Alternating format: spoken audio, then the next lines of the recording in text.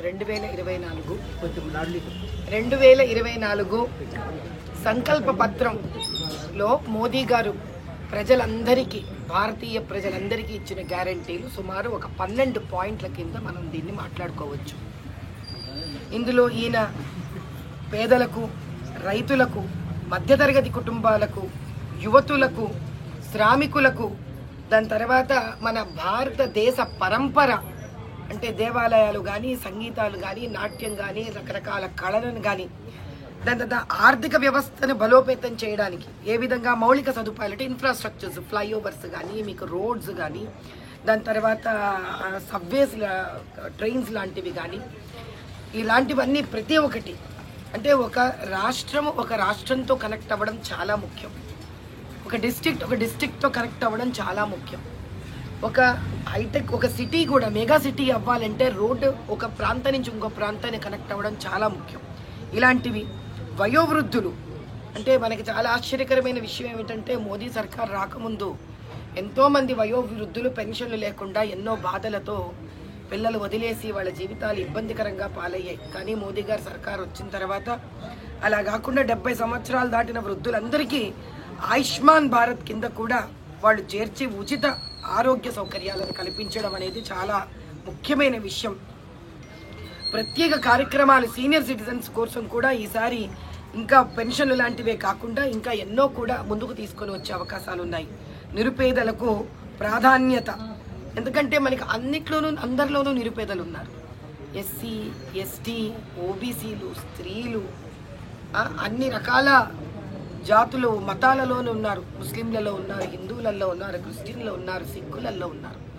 So economically backward దీనికి పరిష్కారం అనేది మనం మతపరంగా వెళ్ళలేము, జాతిపరంగా వెళ్ళలేము, కులాల పరంగా వెళ్ళలేము. కాబట్టి అటువంటి వాళ్ళ కోసం కూడా అన్ని వర్గాలలో కూడా ఎవరెవరైతే ఉన్నారో వాళ్ళకి స్వనిధి, విశ్వకర్మ యోజనాల ద్వారా వాళ్ళ కాళ్ళ మీద వాళ్ళు నిలబడాలి.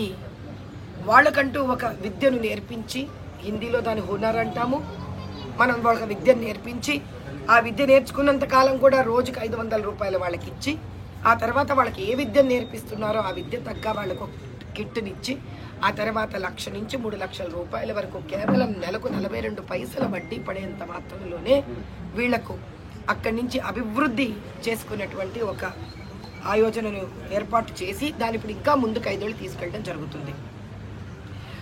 మత్స్యకారులు ప్రత్యేకించి జీవితానికి సంబంధించిన బోట్ ఇన్సూరెన్సులు, ఫ్రెష్ పాసింగ్ యూనిట్లు వీటితో ద్వారా ఇచ్చి వీళ్ళకు కూడా, ఎందుకంటే చాలా ముఖ్యమైన విషయం ఏంటంటే మత్స్యకారులు ఎప్పుడైతే వీళ్ళు నదులలో, సముద్రాలలో వెళతారో పాపం వీళ్ళకి ఒక పడవ చేసుకోవడానికే చాలా చాలా ఖర్చు అవుతుంది. వీళ్ళకి ఒకసారి దానికి ఏ ఇబ్బంది జరిగినా, మోటార్లు వెళ్ళిపోయినా కూడా వాళ్ళు చాలా ఆర్థికంగా ఇంకొకటి ఏర్పరచుకోవడానికి ఎంతో కష్టపడతారు. కాబట్టి అలాంటి వాళ్ళకు కూడా ఇన్సూరెన్స్ కల్పించడం ద్వారా వాళ్ళు మళ్ళీ తన మత్స్యకార జీవితానికి ఇబ్బంది పడకుండా ముందుకు తాను తీసుకొని వెళ్ళగలగడానికి ఒక చక్కటి ఆధారంగా తయారైంది. సుపరిపాలనతో సుపన్నమైన భారతదేశం, అవినీతికి వ్యతిరేకంగా కఠిన చర్యలు తీసుకోవడం అంటే రకరకాల స్కాములు కానీ, కరప్షన్లు కానీ, ఎక్కడైనా ఒక పేదవాడు వెళ్ళాడంటే వాళ్ళు డబ్బులు ఇస్తే కానీ వాడికి కావాల్సిన హక్కుని వాడు తెచ్చుకోలేకపోవడం చాలా దౌర్భాగ్యమైన విషయం. అన్నా హజారే లాంటి మహానుభావులు కూడా ఇటువంటి ఈ కరప్షన్ ఉండకూడదని, లంచగొండితనం ఈ దేశంలో ఉండకూడదని ఆయన ఎంతో పెద్ద ఉద్యమం చేసినా కూడా అందులో నుంచి బయటకు వచ్చిన వాళ్ళు ఎంతోమంది ఈ కరప్షన్లో ఇరుక్కోవడం మనకందరికీ తెలిసిన విషయమే. కాబట్టి అటువంటి ఏది కూడా ఈసారి ఉండకూడదు, సంపూర్ణంగా నిర్మూలించాలి అనే ఒక కంకణం కట్టుకోవడం జరిగింది. భారత శిక్షాస్మృతిని అమలు చేస్తాం అంటే ఖచ్చితంగా ఇలాంటివి ఏమన్నా కనిపిస్తే కనుక మీరందరూ కూడా, ప్రజలు కూడా నిర్భయంగా బయటికి రావాలి.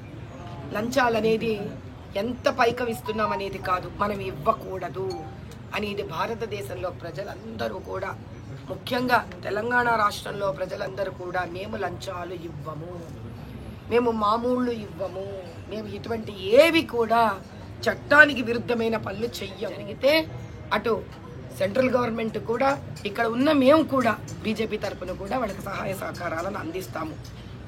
ఇదే కాకుండా చాలా ముఖ్యమైన విషయం అంటే నారీ శక్తి వందనం. మనందరికీ తెలుసు మోదీ గారి సర్కారులో మనం ఆయన ఎంత స్త్రీలను ముందుకు తీసుకొని వెళ్ళాలి అని ఆయన ధ్యేయంగా పెట్టుకున్నారు. ఇందులో 3 కోట్ల మంది గ్రామీణ మహిళలకు లక్పతి చేయాలని, ఒక స్త్రీని లక్షాధికారిని చెయ్యాలి అన్న ఆశయాన్ని, ఇంకా 3 కోట్ల మందిని చెయ్యాలన్న ఆయన ఆశయాన్ని నా ఉద్దేశంలో చేయాలి అని ఒక కంకణం మేము కూడా ఇక్కడి నుంచి కట్టుకొని ముందుకు తీసుకొని వెళ్తాము. కొత్త ఆదాయ అవకాశాలను కూడా అందించడానికి స్వయం సహాయక బృందాలను సేవా రంగంలో, అంటే ఇది సెల్ఫ్ హెల్ప్ గ్రూప్స్ అన్నమాట. ఈ సెల్ఫ్ హెల్ప్ గ్రూప్స్ ద్వారా స్త్రీలకు ఆల్రెడీ వాళ్ళ చేతిలో విద్య ఉంటే కనుక ఆ విద్యకు సంబంధించి మేము ముందు పడి వాళ్ళు ఏ విధంగా వాళ్ళ కాళ్ళ మీద వాళ్ళు నిలబడగలరు అనేది మేము వాళ్ళని కనుగొని వాళ్ళని కూడా రకరకాల యోజనాల ద్వారా, లోన్ల ద్వారా ఆ సెల్ఫ్ హెల్ప్ గ్రూప్స్ని ఒక చోట ఏకత్రితం చేయడము, వాళ్ళని ముందుకు తీసుకొని వెళ్ళడం లాంటి కార్యక్రమాలు చేయడం జరుగుతుంది. పెట్టుబడుల ద్వారా యువతకి ఉపాధి కల్పించడం. మోదీ గారు అన్నారు, నలుగురు ఈ దేశానికి చాలా ముఖ్యం, రైతులు, యువత, బడుగు వర్గాలు. అంటే దాని అర్థం ఏంటంటే అన్ని రకాలుగా వెనకబడడం. కొంతమంది కులం ద్వారా వెనకబడి ఉంటారు, కొంతమంది ఆర్థికంగా వెనకబడి ఉంటారు. సో వెనకబడడం అంటే మనం ఎస్సీ, ఎస్టీ, ఓబీసీతో పాటు ఆర్థికంగా వెనకబడడం అనేది కూడా మనం గుర్తించుకోవాలి. కాంగ్రెస్ వాళ్ళు దాన్ని విడిగా ఇంకో 5 కింద పెట్టారు, కానీ వెనకబడడం అంటే వెనకబడడమే. ఆర్థికంగా వెనకబడడం, కులం రీత్యా కానీ వాళ్ళకున్న ఆదాయం రీత్యా కానీ. యువకులు, ఇటువంటి యువతకు ఎన్నో అవకాశాలు కల్పించాలి. అందులో వీరు మౌలిక సదుపాయాలు, ఇన్ఫ్రాస్ట్రక్చర్స్ని ఇవ్వడము, పెట్టుబడులు ఇవ్వడము, మ్యానుఫ్యాక్చరింగ్ ఎస్టాబ్లిష్మెంట్ మనం చేయడం రకరకాలవి. దాని తర్వాత వీళ్లకు సాఫ్ట్వేర్ పరంగా కూడా ఎన్నో అవకాశాలను కల్పించడము, పర్యాటకం మరియు క్రీడల ద్వారా కూడా. అంటే మనం ఎంతసేపు ఒక ఉద్యోగం వస్తేనే గొప్ప అనుకుంటున్నాం, అదే కాదు. యువకులు ఎంతోమంది క్రీడా రంగంలో వెళ్ళడం అంటే కూడా వాళ్ళు ముందుకు వెళుతున్నట్టే లెక్క, దేశాన్ని ముందుకు తీసుకొని వెళుతున్నట్టే లెక్క. కాబట్టి యువతులకు సంబంధించిన అన్నీ కూడా వాళ్లకు అన్ని రకాలుగాను, అంటే వాళ్ళు వెళ్ళడానికి వాళ్ళు సపోజ్ ఫర్ ఎగ్జాంపుల్ ఇక్కడ మనం ఒక మ్యానుఫ్యాక్చరింగ్ యూనిట్ పెట్టాం, కానీ అక్కడికి రోడ్డు సరిగ్గా లేదు, అక్కడ చేరుకోవడానికి బస్సు సదుపాయం సరిగ్గా లేదు, అక్కడ రావడానికి ట్రైన్ సదుపాయం సరిగ్గా లేదు, అది పెట్టి కూడా ప్రయోజనం లేదు. కాబట్టి ఇన్ఫ్రాస్ట్రక్చర్ని ఇవ్వడంతో పాటు వాళ్ళకి ఈ ఎస్టాబ్లిష్మెంట్ ఆఫ్ మనం మ్యానుఫ్యాక్చరింగ్ యూనిట్సే కానీ ఇటువంటి రకరకాలు ఇవ్వడం జరుగుతుంది. స్వయం ఉపాధిని ప్రోత్సహించడానికి ముద్రా యోజన, వీళ్ళకు కూడా ముద్రా లోన్స్ కింద ఖచ్చితంగా వీళ్లకు సహకారాలు అందించాలని. యువతులు కాళ్ళ మీద నిలబడితే చాలా గొప్ప విషయం ఏంటి అని అంటే, ఒక వ్యక్తి ఒక ఉద్యోగం కల్పిస్తే ఒక వ్యక్తికి ఉద్యోగం వస్తుంది. అదే ఒక యువకుడికి మనం వాళ్ళ కాళ్ళ మీద నిలబడి వాళ్ళని వ్యాపారవేత్తలు చేస్తే 100,000 మందికి వాళ్ళు ఉద్యోగాలను ఇస్తారంటే, ఒకరిని శక్తివంతం చేస్తే 1000 మందిని శక్తివంతం చేసినట్టు అవుతుంది. కాబట్టి వీలైనంత తెలివైన దృక్పథం ఉండి ఒక ఉత్సాహం ఉన్న యువతులను వాళ్ళను మనం వ్యాపారవేత్తలుగా మార్చి తీర్చిదిద్దగలగాలి. సో దీన్ని చాలా గట్టిగా నమ్ముతున్నారు. దీనికి 20 లక్షల వరకు ముద్రా లోన్స్ని ఈసారి వారు పెంచడం జరిగింది. దీంతో పాటు గ్లోబల్ హబ్ ఆఫ్ మ్యానుఫ్యాక్చరింగ్ అవుతాం. ఇది చాలా చాలా ముఖ్యమైన విషయం. భారతదేశంలో మనకి అంటే కర్షకుల ఖరీదు చాలా తక్కువ, కార్మికుడి ఖరీదు చాలా తక్కువ. కాబట్టి అలా మనకు తెలిసినదే, మనం ఏదైనా చూసామనుకోండి, made in India, made in China లాంటివి, మేడ్ ఇన్ ఇండోనేషియా అని ఉంటుంది. ఎందుకు అని అంటే ప్రపంచం అంతా వాళ్ళు తయారు చేసే వస్తువులను ఏదైతే ఉందో అవి భారతదేశానికి తీసుకొని వచ్చి ఇక్కడ మ్యానుఫ్యాక్చరింగ్ చేయాలనుకుంటున్నారట. దానివల్ల చాలా చాలా ఉద్యోగ అవకాశాలు వస్తాయి మనకి. దానివల్ల ఇంకొక మనకి లాభం ఏమంటే, ఈసారి ప్రధానమంత్రి గారిని మనం స్పెషల్గా రిక్వెస్ట్ చేసి హైదరాబాద్ లోక్సభ పార్లమెంటుని గెలుచుకొని ఇక్కడ కూడా ఒక మ్యానుఫ్యాక్చరింగ్ హబ్ని పెట్టమని మనం ఈ పథకం కింద మనం ఆయనని రిక్వెస్ట్ చేయడం జరుగుతుంది. ఖచ్చితంగా ఎప్పుడైతే ఇక్కడ ఒక మ్యానుఫ్యాక్చరింగ్ హబ్ వస్తుందో ఎంతో మంది యువతులకు మత భేదం లేకుండా, కులమతాల భేదం లేకుండా వాళ్ళకు ఉద్యోగాలు ఇస్తే ఈ ద్వేషాన్ని ఏదైతే వాళ్ళ మధ్యలో వాళ్ళ బుర్రలలో నాటడం జరుగుతుందో, చక్కగా ఉద్యోగం చేసుకుని వచ్చేవాడికి వీటితో ఏ రకమైన సంబంధం ఉండదు. వాళ్ళు హాయిగా దేశాన్ని ముందుకు తీసుకెళ్ళాలి అనే చక్కటి ఆలోచనతో ముందుకు వెళ్తూ ఉంటారు. ఉక్కు, సిమెంటు, అల్యూమినియం, రైల్వేలు, రక్షణ, ఫార్మస్యూటికల్, ఎలక్ట్రికల్, వాహనం, మొబైల్, ఇన్ని రకాలు, ఒకటేమిటి రెండేంటి, మన హైదరాబాదులో మనం ఏదైతే మనకున్న స్థలంలో ఇక్కడ పెట్టగలుగుతామో మన లోక్సభ పార్లమెంట్లో కూడా దానికి పెట్టే అవకాశాలను ఖచ్చితంగా ప్రధానమంత్రి గారిని మనం ప్రాధేయపడి ఇక్కడ పెట్టించుకోవడం జరుగుతుంది. శ్రామికులకు అండ, ఎస్పెషలీ మనం ట్రక్ డ్రైవర్లను చూస్తాం. వీళ్ళు చాలా పెద్ద పెద్ద ట్రక్కులు వేసుకొని పాపం హైవే రోడ్ల మీద, నేషనల్ హైవేస్ మీద వెళుతూ ఉంటారు. వీళ్ళకి ఎన్నో చోట్ల ఎన్నో సదుపాయాలు ఉండవు. అంటే వాళ్ళు కొన్ని వందల కిలోమీటర్లు పోతూ కూడా వాళ్ళకి ఏదో చిన్న డాబాలు ఉంటాయి తప్ప, తర్వాత వాళ్ళకి పడుకోవడానికి, ఒక నిమిషం రెస్ట్ తీసుకోవడానికి, లేకపోతే శౌచాలయాలు, సరైన పౌష్టిక భోజనం ఇట్లాంటివి ఉండకపోవడం వల్ల ఎన్నో రోడ్ యాక్సిడెంట్స్ జరుగుతూ ఉంటాయి, ప్రమాదాలు.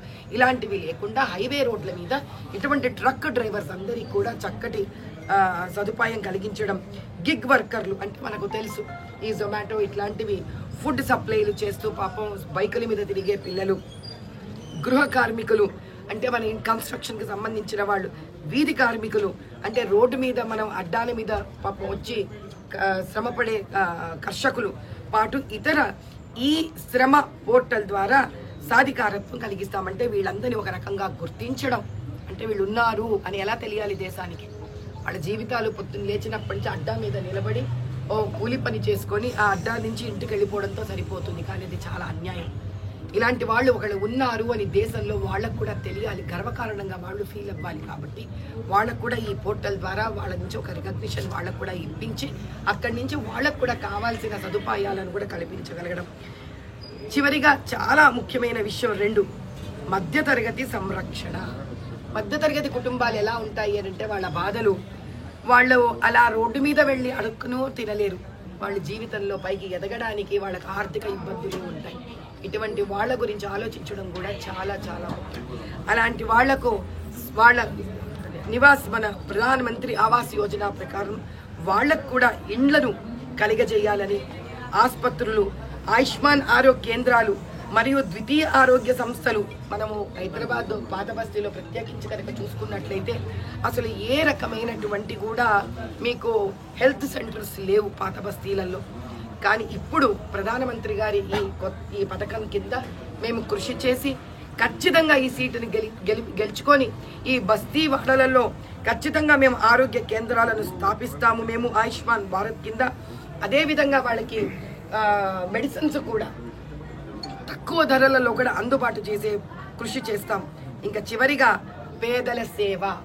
ఇది నేను చివరిగా ఎందుకన్నానంటే ఇది జీవితంలో మనసులో గుర్తుండిపోవలసిన విషయం. కాబట్టి మొదటి చెప్తే మీ మిగతా 12లో మనకి అది వెళ్ళిపోతుంది, ఆఖరిగా చెప్తే అలా జీవితంలో మిగిలిపోతుంది. రానున్న 5 ఏళ్లలో ఉచిత రేషన్ని ఇప్పటికీ కొనసాగిస్తాము. ఈ రేషన్లో ధాన్యాలు, వంట నూనె, కూరగాయలు ఉత్పత్తిలో ఇవ్వడమే కాకుండా వీటిని స్వావలంబన్ కింద కూడా ఉత్పత్తి కూడా చేసేటటువంటి వాళ్ళకి ఎంకరేజ్మెంట్ చేయడం. అంటే ఎంతోమంది మనం ఈ మధ్యలో ఇండ్లల్లోనే కూరగాయలను పండించుకోవడం లాంటివి, దీన్ని ఇంకా అభివృద్ధి చేయడం, ముందుకు తీసుకొని వెళ్ళడం. ఎందుకంటే ఇప్పుడు సిటీలలో మీకు మన భూములు ఉండవు, పంట పొలాలు ఉండవు. కాబట్టి సిటీలలో కూడా ఏ విధంగా స్వావలంబన్ భారత్ కింద వీటిని మనం చెయ్యగలము, ఈ పేదలకు మనము కూరగాయలను వాటిని రకరకాల వసతులు ఇవ్వగలంతో పాటు చాలా ముఖ్యమైన విషయం ఏమిటి అని అంటే వీళ్లకు రకరకాలుగా మనము ఈ పిఎం చాలా మంది ఇళ్లలో లైట్లు ఉండవు, స్ట్రీట్ లైట్స్ ఇబ్బంది పడుతున్నాం.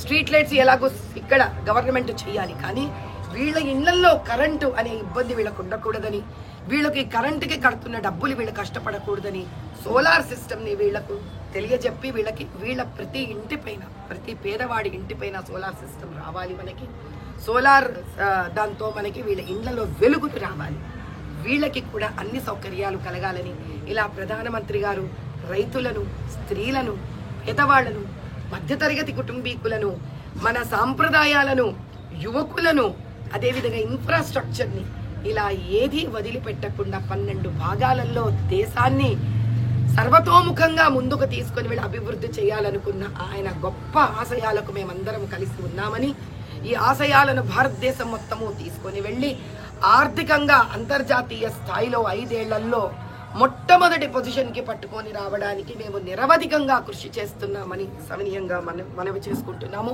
జై బోలో భారత్ మాతా కీ జై, భారత్ మాతా కీ జై, జై శ్రీరామ్, మోదీ గారి నాయకత్వం, ఎవరైనా